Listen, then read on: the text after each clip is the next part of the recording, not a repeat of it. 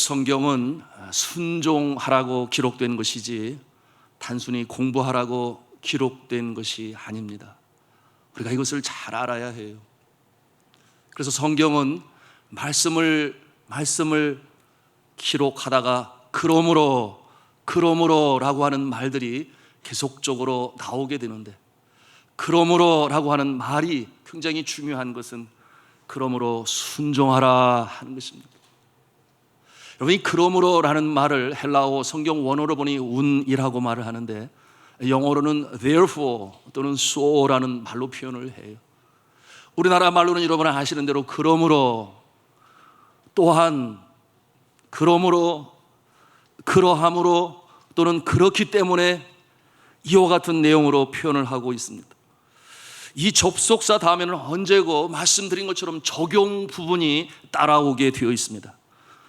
설명을 깨달았는가, 머리로 이해하였는가, 마음으로 깨달았는가, 그러면 거기서 멈추지 말고 적용하라, 행하라, 그렇게 말씀합니다. 야고보서 1장 22절에 있는 말씀처럼 너희는 말씀을 행하는 자가 되고 듣기만 하여 자신을 속이는 자가 되지 말라, 이렇게 말씀하세요. 행함입니다. 행함이 있을 때에 변화가 나타납니다. 말씀을 듣고 깨달음이 오니 마음이 변하고, 마음이 변하니 행동이 변하고, 행동이 변하니 삶이 변하는 것입니다. 오늘 에베소서 4장 17절 시작하는 단어가 바로 그러므로라고 말씀하고 있어요. 그리고 이어지는 말씀은 명령에 가까운 권면의 말씀인 것입니다. 뭐라고 말씀을 합니까? 짧게 말하면 이방인처럼 생각하지 말고, 이방인처럼 행동하지 말고, 이방인처럼 살지 말라, 그렇게 명령하고 계신 것입니다. 왜 하늘에 속한 사람이 세상 사람들처럼, 세상 사람이 하는 방법대로, 세상 사람이 마인드세트를 가지고, 세상의 철학을 가지고, 세상의 풍조를 가지고 소위 대세라고 일컫는 세속적 문화에 휩쓸려 살아가야 하는지, 그러지 말라, 그렇게 명령하고 계신 것이에요. 이것은 에베소 교인들을 향한 사도 바울의 명령인 것입니다. 초대에서도 말씀을 드렸습니다. 하나님의 말씀이 기록된 목적은 순종하게 하기 위하여, 단순히 공부함으로 지적인 만족감을 추구하기 위해서 말씀을 묵상하는 것으로 그치지 말라, 그렇게 말씀하고 계신 것입니다. 그처럼 순종하는 자에게 하나님께서 주시는 약속의 말씀이 있으니 무엇이겠습니까? 복 있는 자가 될 것이다. 오늘날 이 시대의 말씀으로 말하면 행복한 삶을 살게 될 것이다, 이렇게 약속의 말씀으로 주시니 믿으시면 아멘 하시기 바랍니다. 아멘. 그것이 복음의 능력이요, 복음의 능력으로 살아가는 자의 모습인 것입니다. 우리를 위하여 예수님께서 이루신 일이 있었습니다. 우리를 위하여 하나님과 우리 사이에 막힌 죄의 담을 허시기 위하여 저가 친히 이 땅에 강림하시고 멸시 천대 조롱 다 받으시고 우리의 자리를 다 짊어지시고 십자가에 친히 못 박혀 달려 돌아가신 것입니다. 친히 우리의 죄를 사하시기 위하여 그처럼 십자가에 달려 돌아가신 예수 그리스도, 그 능력의 보혈을 의지하여 우리의 모습이 변화의 모습으로 나타나게 되니, 우리의 심령 가운데 예수 그리스도를 구세주로 영접한 자들은, 그리고 삶의 주인으로 모신 자들은 자연스럽게 하나의 프로세스 과정이라고 말할 수 있겠어요. 과정이 있으니 우리의 모습이 어떠한 모습이겠습니까? 우리가 예수님과 함께 십자가에 못 박힙니다. 그리고 예수님과 함께 장사 지냅니다. 그리고 예수님과 함께 사망에 쏘는 것을 이기고 다시금 부활의 모습으로 일어서게 되니 우리는 새 사람의 모습으로 살아간다, 그 말이에요. 옛사람의 모습을 벗어버리고 새 사람의 모습으로 살아가니 이와 같은 모습은 총체적인 변화, 우리의 외적인 변화, 그 이전에 우리의 정체성이 변화되는 줄로 믿으시기를 바랍니다. 이것을 토탈 트랜스포메이션이라는 말을 사용해요. 우리의 정체성이 변한다, 새로운 모습으로 산다. 그러니 이 땅에 살아가고 있지만 믿지 아니하는 자들과의 모습과는 하늘과 땅의 차이가 있는 것이에요. 천국 백성의 모습으로 살아가니 우리가 죽은 다음에 영생의 길을 가는 것이 아니라 지금 예수 믿는 자들, 바로 영생의 자락을 밟고 나가는 줄로 믿으시기를 바랍니다. 그렇기 때문에 그 담력을 가지고 사는 거예요. 나이가 먹어가고 내 인생의 마지막 때가 다가온지언정, 그러나 그것이 우리의 마음을 위축시키지 않습니다. 이것이 그 마음의 영생의 도를 진리로 믿고 따르는 자의 모습인 것이에요. 이와 같은 새 사람의 모습. 그러니 나는 나의 정과 욕을 예수님과 함께 십자가에 못 박았다. 그러니 이제 나는 예수로 산다. 예수님과 더불어 산다. 이와 같은 확신이 있기를 주님의 이름으로 축복합니다. 그러니 이 옛사람과 새사람, 믿는 사람과 믿지 아니하는 사람 사이에는 엄청난 차별과 구별이 있는 것인데요. 여러분, 어떠한 모습이 다를까요? 우리 한번 같이 한 음성으로 따라서 하면 좋겠습니다. 믿지 아니하는 사람들과 생각이 다릅니다. 아멘이에요. 믿지 아니하는 사람들과 생각이 달라요. 이 시대의 언어로 표현을 한다면 세계관, 월드뷰가 달라요. 인생관이 달라요. 가치관이 달라요. 세상을 바라볼 때 세상 사람들의 안목으로 세상을 해석하는 것이 아니라 성경의 말씀을 통하여 세상을 분석하고 해석하며 그 가운데 나는 어떠한 모습으로 살아가야 되는 것인가 하는 것을 말씀을 통해 깨달아 합니다. 여러분, 17절에 말씀하기를 믿는 자들은 죄와 허물로 죽은 자들과 같이 허망한 생각을 하지 않는다 그랬어요. 생각이 다른 것입니다. 허망한 생각을 하지 않을 뿐더러 이방인들은 허망한 것으로 행한다고 그랬는데 왜 허망하겠습니까? 허망할 수밖에 없지 않나요? 그 이유는 삶에 대한 해석이 다르고 연하여 생명에 대한 생각이 믿는 자와 너무나 다르기 때문에 그래요. 왜 나가 살고 있는가? 인생관이 다른 것입니다. 여러분, 오늘 성경 본문에 등장하는 그 시대의 이방인들은 기독교 신앙과 달랐어요. 그 시대의 헬레니즘 그리고 신비 종교의 가르침에 갇혀 있었습니다. 저들의 그 모습을 보면 비슷한 것 같으나 그러나 내적인 모습은 너무나 달라요. 저들도 영혼이 있음을 믿었습니다. 죽은 자의 영혼이 가는 사후세계 또는 지하세계가 있다고 그렇게 믿었어요. 그런데 구원을 얻기 위한 방편은 소위 로고스라고 하는 진리를 깨달음으로 말미암아 이른바 이데아의 세계에 들어갈 수 있다. 그렇게 저들은 믿었는데 그것을 추구하는 방편을 무엇으로 삼았는가? 철학이라고 하는 하나의 사상, 하나의 믿음의 체계를 자신들의 이데아로 가는 방편으로 그렇게 여겼던 것입니다. 그러나 그처럼 진리를 깨닫고 이데아의 세계에 들어가고자 했던 이 헬레니즘을 따랐던 여러 유명한 철학자들 중에 소크라테스, 여러분 잘 아실 거예요. 소크라테스는 자신이 그 올바름 자체를 안다고 그렇게 주장하지 아니했습니다. 다만 자신은 올바름을 찾아가는 그 과정에 있다고 그렇게 표현을 했어요. 끊임없는 추구일 뿐인 것입니다. 확실한 것은 없어요. 한편 그의 제자 가운데 피타고라스나 플라톤과 같은 철학자들은 윤회 사상을 믿었습니다. 여러분, 이 윤회 사상은 우리가 알고 있는 불교 그리고 힌두교의 아주 기본 핵심적인 사상이에요. 거기에 잘 나타나 있어요. 어떤 내용입니까? 육신은 죽어도 영혼은 죽지 아니하니 다시금 또다시 생명체로 태어난다고 하는 그와 같은 생각을 가졌어요. 그런데 이렇게 자꾸만 생명체로 윤회하여 이 땅에 태어난다고 하는 것이 불행이라고 하는 것입니다. 그러지 말아야 되는데, 끊어내야 되는데, 무슨 말이에요? 차라리 태어나지 않는 것이 구원이라 저들은 그렇게 믿었어요.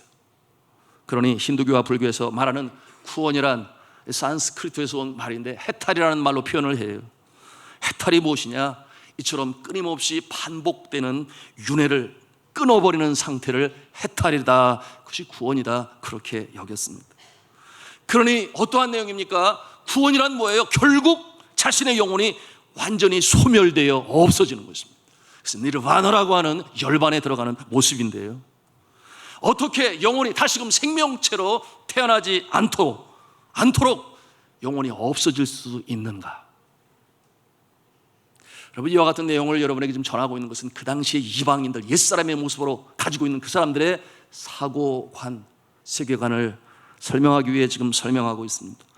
왜 김현종 목사님이 갑자기 불교를 얘기하고 뭐 헬레니즘을 얘기하고 그러나 희생하지 마시고, 여러분, 이 힌두교와 불교에서 저들의 그 영혼이 소멸되기 위하여 믿는 체계가 있으니 그것은 뭐냐 하면 참 존재자라고 믿고 있는 아트마라고 하는 존재가 있는데, 그 모습이 어떠한 모습과 같은가?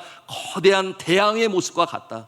거기에 비하여 우리 인생의 한 영혼이라고 하는 존재는 하나의 물방울과 같은 그와 같은 보잘것없는 존재로서 그 태양과 같은 신적 존재와 하나가 되어져 버리면 그것을 신인합일 사상이라고 그래요. 나는 없어지고 내 영혼도 없어지고 절대적인 존재자와 하나가 돼서 내 영혼이 소멸되게 된다. 그러면 그것이 구원인 것이라 여겼습니다. 이것을 뭐라고 말하냐면 무아사상이다, 그렇게 말을 해요.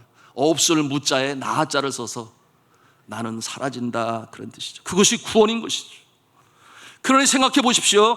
지금 내가 살고 있는 이 세상이 얼마나 허무하고 허망한 것입니까? 결국 그 논리는 뭐예요? 내가 없어지기 위해서 그것을 바라면서 오늘의 삶을 살아간다, 이와 같은 내용 아니겠습니까? 그런가 하면은 그리스의 또한 철학자인 에피쿠로스라고 하는 철학자는 영혼이란 육체적으로 죽을 때에 해체되어져 버리는 아주 단순한 원자들에 지나지 않는다, 그러니 죽음 후에 어떠한 존재도 없다, 그렇게 주장했어요. 이 주장은 나중에 여러분 공산주의의 사상을 세우는 유물론에 아주 직접적인 영향을 미치게 됩니다. 유물론이 뭐예요? 만물의 근원이 어디에 있는가? 눈에 보이는 물질에 있다, 그렇게 보는 것이죠. 모든 정신 현상도 물질의 작용이요, 그 산물이라고 그렇게 주장하고 있는 것이 유물론인 것입니다. 인간 정신의 핵심, 영혼이 있음을 인정하려 하지를 않아요. 그러므로 움직여야 할 생명체가 움직이지 않으면 영원한 죽음이요, 그 죽음은 존재 자체가 완전히 소멸된다, 그렇게 여기는 것입니다. 쉬운 말로 눈에 보이는 것이 다다, 전부 다이다, 그렇게 여기는 것입니다. 그러니 이 유물론도 종교인 것입니다. 이와 같은 모습을 오늘 성경 본문 4장 18절에 뭐라고 표현하고 있는가? 그 마음이 굳어졌다, 그렇게 표현을 해요.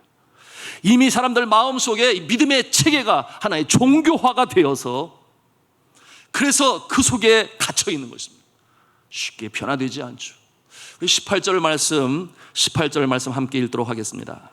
그들의 시작, 그들의 총명이 어두워지고 그들 가운데 있는 무지함과 그들의 마음이 굳어짐으로 말미암아 하나님의 생명에서 떠나 있도다. 총명이 어두워지고 무지함도 마음도 굳어졌다 그랬어요. 문제는 무엇입니까? 허망한 생각을 버릴 수가 없어요. 그러나 그보다 더 중요한 문제가 있으니 말씀에 뭐라고 했습니까? 하나님의 생명이 없다, 그렇게 단언하고 있어요. 구원이 없다, 그 말이에요. 그러니 그런 생각을 가지고 사는 인생을 보십시오. 오래 살아야 100년 남짓한 그와 같은 인생을 사는 인생, 미리 죽으나 좀 더 오래 사나, 그것이 그렇게 큰 의미가 없는 것입니다. 어차피 죽을 인생인 것이. 그러니 자살이 너무나 가깝게 느껴지고 쉽게 여겨지는 것 아니겠습니까? 어차피 죽어 없어질 인생이 아니냐, 그와 같은 생각을 갖게 되는 것입니다. 그러니 우리가 믿고 따르는 이 기독교 신앙과는 너무나 다른 것이에요. 성경이 전하는 진리와는 너무나 다른 그와 같은 모습을 가지고 오늘날 이 시대를 살아가는 사람이 한두 사람이냐. 그러니 살다가 실수든 고의든 죄를 범하고 발각이 되니 자존심이 상하고 법정에 서야 하고, 그렇게 자신은 도덕적이라고 탄원을 했는데, 그렇게 살려고 했는데 그러지 못하니 자신에게 실망해요. 남들에게 실망을 줄 것이 뻔해요. 그 상황을 피하고 싶어요. 잊고 싶어요. 사라지고 싶어요. 그 방법이 무엇이겠습니까? 너무너무 마음이 안타까워요. 몰라서 그래요. 복음을 모르고 진리를 모르고 자신의 영혼의 소중함을 모르고 왜 하나님께 생명을 주셔서 이 땅에 보내셨는지 그와 같은 것을 알지를 못해요. 그런 이와 같은 일들이 나타나는데, 우리나라가 자살공화국이라는 그런 참 좋지 않은 그와 같은 이름을 받게 되었어요. 그런데 그것이 과언이 아니에요. OECD 회원 국가들 중에 평균 자살률이 10만 명당 18.8명이라고 했어요. 가장 최근 2019년도 6월달 정부의 통계 자료입니다. 반하여 최근 이 통계에 따르면 대한민국은 몇 명이냐? 24명이에요. 차이가 나도 너무나 월등히 차이가 나는 거예요. 그중에 특별히 노인의 자살률은 이 OECD 회원 국가에 무려 3배나 이르게 되네요. 이게 어찌된 일입니까? 어쩌다가 대한민국이 이와 같은 모습이 된 것입니까? 예수를 믿지 아니하면 나이가 먹어갈수록 인생이 허무할 수밖에 없지 않겠습니까? 아무리 건강관리 열심히 하고 내가 건강으로 100세까지 산다고 할지언정 길어봤자 100년 남짓한 인생이 되고 마니 너무나 허무한 것이. 그런가 하면 믿지 아니하는 자들의 세속적 인생과는 또한 어떠합니까? 세상에 온전히 초점을 맞추면서 살아요. 그래서 성공을 목표로 열심히 살아갑니다. 그런데 그와 같은 모습이 세상으로부터 쫓아온 이생의 자랑, 육신의 정욕, 안목의 정욕, 그와 같은 모습으로 추구하며 살아가요. 성도 여러분, 아무리 돈을 많이 벌고 권력을 손에 쥐고 자신의 뜻과 다르다고 죄목을 만들어 감옥에 집어넣는 그와 같은 권세를 가졌다 할지언정 하나님을 믿지 아니하면 허무한 것입니다. 어떤 사람은 권력을 하나님으로 알아요.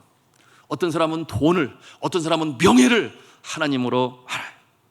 그러나 이 모든 것은 잠깐 있다가 사라지는 아침의 초로와 같고 그리고 한계와 같은 것에 불과한 것입니다. 그런 옛사람의 모습은 어떠한 모습이에요? 옛사람의 삶을 언제고 허망으로 그 귀결을 짚고 마는 것입니다. 당장 현실은 그것이 성공처럼 보이고 빛처럼 여겨질지 모릅니다. 그것이 인생의 전부다 하는 생각에 공부하는 목적도 그것이요, 권세를 갖는 목적도 그것이요, 돈을 버는 목적도 그것이요, 거기에 목적을 두고 그것을 쫓고 열심히 살아가는 모습은 결국 허망해지고 마는 것입니다. 그와 같은 모습, 죽음과 멸망과 그뿐입니까? 제2의 심판이 기다리고 있어요. 하나님의 심판이 그를 기다리고 있는 것입니다. 그러나 성도 여러분, 믿는 자는 달라요. 달라도 너무 다르다고 그랬습니다. 생각도 다르다고 그랬어요. 20절의 말씀에 뭐라고 합니까? 우리 20절 말씀을 같이 읽도록 하겠습니다. 시작. 오직 너희는 그리스도를 그같이 배우지 아니하였느니라. 그같이 배우지 아니하였느니라. 무슨 말씀입니까? 믿는 자는 다르다고 하는 것이에요. 하늘과 땅처럼 그 거리가 달라요. 여러분, 우리가 주의 말씀으로 배웁니다. 경험으로 하나님을 알아갑니다. 나는 누구인가? 나는 얼마나 하나님께서 고귀하게 여기고 사랑하는 존재인가? 여러분, 십자가만 보아도 우리가 알 수 있지 않나요? 하나님은 죄를 미워하시니 그 죄를 도말하시기 위하여 독생자 되신 예수 그리스도를 이 땅에 보내시면서 십자가에 달리시기까지 내어놓으셨던 하나님, 죄를 그처럼 미워하시는 하나님. 그러나 죄인은 얼마나 사랑하시는지, 죄인된 우리를 구원하시기 위하여 독생자 예수 그리스도를 십자가에 달리게 하시고 물과 피를 다 쏟게 하시기까지 우리를 사랑하시는 하나님. 여러분은 하나님의 사랑받는 자녀임을 믿으십니까? 정말 그러시기를 바랍니다. 그러니 이와 같은 모습, 나이를 먹어도 세상 떠나는 날이 다가온다 할지언정 인생이 허무한 것이 아니에요. 고린도후서 4장 16절에 뭐라고 말씀합니까? 우리가 한번 한 음성으로 따라서 하기를 원하는데요. 한번 따라서 하겠습니다. 그러므로 우리가 낙심하지 아니하노니 우리의 겉사람은 낡아지나 우리의 속사람은 나날이 새로워지는도다. 믿으시면 아멘 하시기 바랍니다. 우리의 속사람이 나날이 새로워진다 그랬어요. 인생의 연한 우리의 신앙의 삶이 깊어갈수록, 그러니 인생의 마지막 때가 다가와도 그 마음은 늘 시냇가에 심겨온 나무와 같이 그 잎사귀가 푸청청 시들지 않아요. 여전히 열매를 맺고 또 맺고 행복한 인생, 복 있는 자의 모습으로 살아가는 줄로 믿으시기를 바랍니다. 그와 같은 모습이 우리의 자손들 가운데 나타나 감사한 소식이 계속해서 들려오고, 마지막 야곱의 인생처럼 요셉을 통하여 복된 인생으로 나그네의 인생이 나그네의 인생처럼 맞춰진 것이 아니라 그 노년에 더 복 있는 자의 모습으로 인생을 마무리하게 되니 이와 같은 축복의 역사가 여러분에게 있기를 저는 주님의 이름으로 축원합니다. 두 번째로 우리가 간직할 영적 교훈이 있는데 같이 한 음성으로 하겠습니다. 옛사람을 벗어버리고 새사람을 입으라. 아멘. 옛사람을 벗어버리고 새사람을 입으라. 우리 함께 에베소서 24장 22절부터 24절까지 같이 한 음성으로 읽도록 하겠습니다. 시작. 너희는 유혹의 욕심을 따라 썩어져가는 구습을 따르는 옛사람을 벗어버리고 오직 너희의 심령이 새롭게 되어 하나님을 따라 의와 진리의 거룩함으로 지으심을 받은 새사람을 입으라. 아멘. 자, 이 말씀을 아주 짧게 축약을 한다면 어떠한 말씀이겠습니까? 유혹에 못 이겨 세상 욕심을 쫓지 말고, 오늘 말씀에 뭐라고 했어요? 의와 진리와 거룩을 추구하며 새사람을 입으라, 그렇게 말씀하고 있습니다. 여러분이 의와 진리와 거룩함은 어떠한 모습인가? 하나님께서 우리 인생을 창조하실 때에 Image of God이라고 그랬죠. 하나님의 형상을 우리 인간에 심으셨으니 하나님의 성품이 바로 의와 진리와 거룩함인 것입니다. 그런데 우리가 이와 같은 모습으로 회복되기를 바라시는 하나님, 우리의 마음의 예수 그리스도를 구세주로 나의 삶의 주님으로 모실 때 우리의 심령 가운데 내주하시는 성령께서 우리를 이와 같은 성품으로 변화시켜 나가시는 줄로 믿으시기를 바랍니다. 역시 믿는 자의 소망인 것이에요. 성화 구원을 이뤄나가는 것이 단순간에 되어지지 않겠으나 매일같이 세월이 흘러가는 가운데 새 사람의 모습으로 서게 되는 것입니다. 여러분, 이와 같은 모습 우리가 어떻게 이루어갈 수 있을까요? 내 능력으로 가능할까요? 그럴 수 없어요. 내 능력으로 새 사람을 입을 수 있겠는가? 그럴 수 없어요. 그러므로 여러분, 선지자는 그런 말을 했어요. 가장 부패한 것이 사람의 마음인 것을 너희가 알지 못하느냐? 그와 같은 말로 표현을 했습니다. 자, 오늘 내 능력이 아님을 23절에 뭐라고 말씀합니까? 23절 말씀에 보니 오직 너희의 심령이 새롭게 되어, 그렇게 말씀하고 있는데 우리의 심령을 스스로 새롭게 할 수 있는가? 아니라 그랬어요. 여러분, 권력으로 사람의 심령이 변화될 수 있습니까? 정부의 능력으로 가능하겠습니까? 아니면 겁을 주면 바뀔까요? 감옥에 가둬두고 콩밥을 먹게 하면 그 심령이 새로워질 수 있을까요? 그렇지 않아요. 바꿀 수가 없어요. 어떻게 바꿀 수 있는가? 그 첫째의 모습 같이 한 음성을 하겠습니다. 오직 말씀, 오직 진리, 그것이 우리의 심령을 새롭게 한다. 오늘 주시는 영적인 교훈인 것입니다. 우리 21절 말씀을 같이 읽도록 하겠습니다. 시작. 진리가 예수 안에 있는 것 같이 너희가 참으로 그에게서 듣고 또한 그 안에서 가르침을 받았을 진대. 아멘. 사랑하는 성도 여러분, 강단에서 말씀이 선포되어질 때에 사모하며 받으시기를 바랍니다. 아멘으로 화답하며 받으시기 바랍니다. 가슴에 새겨질 정도로 그렇게 이것은 진리의 말씀이야. 내 가슴에 새겨야 돼. 이와 같은 말씀으로, 이와 같은 마음으로 진리이기 때문에 우리의 마음에 담을 때 우리의 심령이 변화되는 줄로 믿으시기를 바랍니다. 진리이기 때문에 그렇죠. 예수님이 말씀하시지 않았나요? 내가 곧 길이요 진리요 생명이라. 여러분, 히브리서를 통해서 우리가 듣고 있는 말씀이 있어요. 이 말씀 가운데는 운동력이 있다 그랬어요. 좌우의 날선은 어떠한 검보다 더 예리하다 그랬습니다. 그러므로 뭐라고 했습니까? 혼과 영감 및 관절과 구수를 쪼개기까지 하며 마음의 생각과 뜻을 감찰하신다. 이것이 살아 움직이는 말씀의 능력인데, 여러분, 히브리서가 그 말씀을 인용하게 된 배경이 있어요. 구약시대에 제사장이 제물을 가져오면 그 제물을 주님 앞에 드려야 되는데 성결한 제물이 되기 위하여 행해야 될 예식이 있습니다. 그냥 제물 가져왔다고 통째로 드리는 그런 거 아니었어요. 겁질을 벗깁니다. 그러기 위해서는 무엇이 필요합니까? 날카로운 칼이 필요해요. 좌우의 날선 칼이 필요해요. 그런가 하면은 속 안에 있는 내장은 다시금 발라내고 그것은 재와 더불어 태워버리고, 그리고 이 몸통의 살 부분도 그냥 드리는 게 아니라 각을 떴다 그랬어요. 무엇이 필요합니까? 날카로운 검이 필요해요. 사랑하는 성도 여러분, 우리가 주님 앞에 신실한 제물의 모습으로 온전히 드려지기 위해서는 우리의 심령 변화되어야 되는데, 우리의 심령이 변화되는 것이 무엇입니까? 좌우에 날선 검, 하나님의 말씀, 진리의 말씀인 줄로 믿으시기를 바랍니다. 그렇기 때문에 우리의 새 사람을 입게 하는 것은 말씀이다. 그런가 하면 두 번째 우리가 깨달아야 할 것이 있으니 하나님 성원하겠습니다. 오직 기도. 그렇습니다. 오직 기도예요. 시험에 들지 않도록 늘 깨어 기도해야 합니다.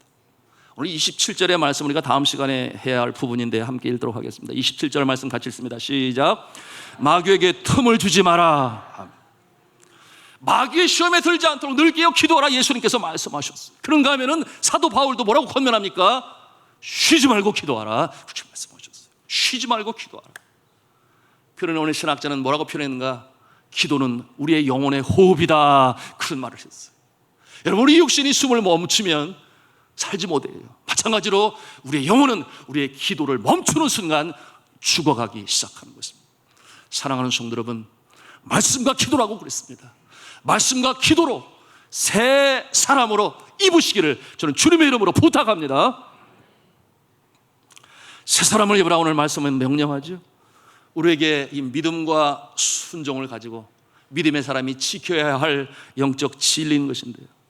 여러분, 이 새 사람으로 살아간다고 하는 것은 얼마나 기쁜 경험인지 몰라요. 이것은 경험해 본 사람만이 할 수가 있습니다.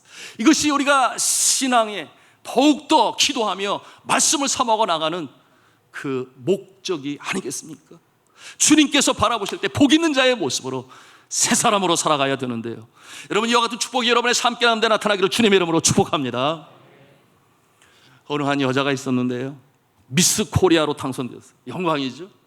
그 당선을 전후로 해서 서울대 의과대학에 있는 한 청년을 만나곤 했습니다. 여자의 부모는 이 의사 청년의 인품이 마음에 들었어요. 그래서 장례를 딸에게 맡기도 좋을 것 같다. 더욱이 기독교인으로서 신앙도 같으니 더 이상 바랄 것이 없었습니다.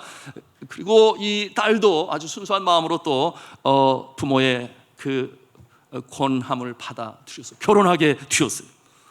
그런데 이 남편이 된 A라고 하는 이 의사 남편은 아주 가난한 가정에서 자랐기 때문에 집안으로서는 자랑거리가 없었습니다. 그러니 결혼 후에 어떠한 일이 벌어지게 되었는가 하면, 그러면 안 되는데 이 초라한 시부모님이 영 마음에 들지가 않아요. 그것이 불만이 되었습니다. 국립대학 교수 봉급은 얼마 되지 못하던 그때였습니다. 여자는 자신의 친구들은 더 좋은 조건의 결혼을 하는데 자신만이 초라한 신세가 되었다고 후회하기 시작했습니다. 그 불만이 쌓여 남편에 대한 존경심도 점점 사라지기 시작했습니다. 그러니 교수 남편도 고민에 빠졌습니다. 차라리 미스 코리아 말고 그저 평범하고 성실한 여자와 결혼을 했더라면 얼마나 좋았을까, 그런 생각을 하고 후회심을 떨쳐버릴 수가 없었습니다. 둘 사이가 점점 멀어졌어요. 부부 동반으로 참여하는 모임의 자리도 많아졌는데 그럴 때마다 여자로서 불만도 커가기 시작했습니다.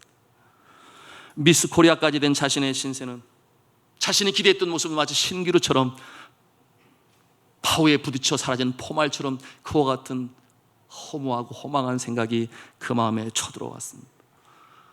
여러분, 우리 교회 다니는 사람들 중에도 그와 같은 경험을 할 때가 있습니다. 그러니 이 남편은 아내 때문에 인생을 포기할 수도 없고 아내의 불만으로도 그 마음을 채워줄 수도 없으니 그것이 마음이 너무나 힘든 거예요. 그래서 생각하게 된 한 가지 결심이 있으니 아프리카의 한 병원에 의료 봉사로 나가서 그것에 열심히 내가 하고자 하는 어려운 자들을 도우면서 살리라, 그런 마음을 갖게 되었어요. 그래서 아프리카로 떠나기로 작정했습니다. 그 마음에는 어떤 마음도 있는가? 혹시 만일 그 사이에 아내가 어떠한 선택을 해서 무엇이겠습니까? 이혼을 하기로 작정을 하면 그것까지 전제로 한 그 같은 결정을 하고 아프리카로 떠나게 되었습니다. 근데 아프리카에서 이 첫 임기가 끝날 무렵에 아내는 이 아프리카로 남편을 만나러 갔습니다. 남편은 사랑하는 마음을 갖고 반기면서도 한편으로 아내의 선택을 더 중히 여기고자 했습니다. 아내가 남편에게 물었어요. 이 임기가 끝나면 서울로 돌아갈 것이냐고. 근데 남편은 뭐라고 대답을 했는가 하면 아직 프로젝트가 끝나지 않았기 때문에 좀 더 있고 싶다고 했습니다. 그 같은 상황 가운데서 아내가 말없이 한 달 더 있기로 그렇게 작정했습니다. 그리고 머무는 가운데 다시 한번 자신의 인생을 돌이켜보고, 그리고 가정의 이 앞날에 대해서 생각하게 되었는데요. 그런데 마음의 변화가 일어나기 시작한 것은 남편에 대한 존경하는 마음이 생기기 시작한 것입니다. 내 남편이 이런 면이 있었구나, 너무나 감사하다. 그러면서 생각이 드는 게, 서울 주변의 다른 남자들과 비교해서 그처럼 고상한 꿈이 있는 것을 발견하고 또 그것을 느낄 수가 있었으니 그와 같은 허망한 생각들은 그 마음에서 사라지기 시작했어요. 자신에 대해서 생각을 하게 이르렀습니다. 미스 코리아로 당선되었다는 미모 외에는 갖춘 것이 없는 것 같아요. 자신의 실체를 보기 시작했습니다. 그러면서 생각하기를, 내가 60세가 넘어서 나이가 먹게 되면 나는 어떠한 모습이 될 것인가 상상을 해보게 되니 그저 초라한 아주머니들 가운데 한 모습이 될 것이라는 그러한 결론에 이르게 되었습니다. 다른 남자와 결혼했다면 돈을 갖고 호화스럽게 살아갔을지 모르겠으나 그러나 남편이 그 자리에서 내려오게 되면 또 나는 어떠한 모습인가, 그저 빈, 속이 빈 그와 같은 사모님의 모습으로 늙어갈 것이 아닌가, 그런 생각까지 갖게 되었습니다. 이런 생각을 하면서 남편을 바라보게 되니 몇 배나 더 인간스러운 보배스러움을 가지고 있다 하는 그와 같은 생각을 갖게 되었어요. 그러니 아내의 마음에 돈으로 또는 권세로 가질 수 없는 어떤 그와 같은 인간 됨됨이와 또한 그 인격에 대해서 남편을 존경하게 되었습니다. 그리고 자신의 꿈은 그야말로 꿈이 아니고 허망한 꿈이었구나 하는 것도 깨닫게 되었어요. 그러면서 무슨 생각이 들었는가 하면, 그 남편과 함께 따라와서 그 어려운 곳에서 봉사하고 수고하는 간호사들이 그렇게 부러울 수가 없었다 그랬어요. 그래서 그곳에서 남편과 함께 살게 되었으니, 또 봉사하게 되었으니, 여러분, 그와 같은 모습 가운데 두 번째 임기가 끝나면서 이 교수는 프라비던스라고 하는 미국의 한 대학병원에서 교수로 초빙을 받게 되었습니다. 너무나 감사하죠?